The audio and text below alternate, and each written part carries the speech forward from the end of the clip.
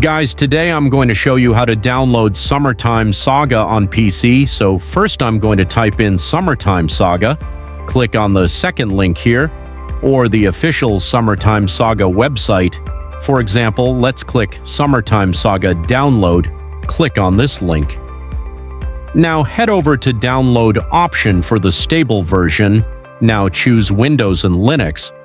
Here you have the three links, the Mega link, the Work Upload link, and the mixed app. Choose your download provider. I'm going to choose Mega here. Click on Mega. You'll be directed to Mega official website where you'll find your download is ready.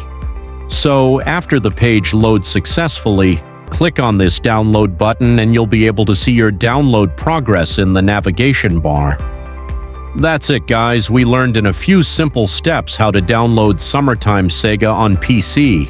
If you found this video helpful, don't forget to like and subscribe.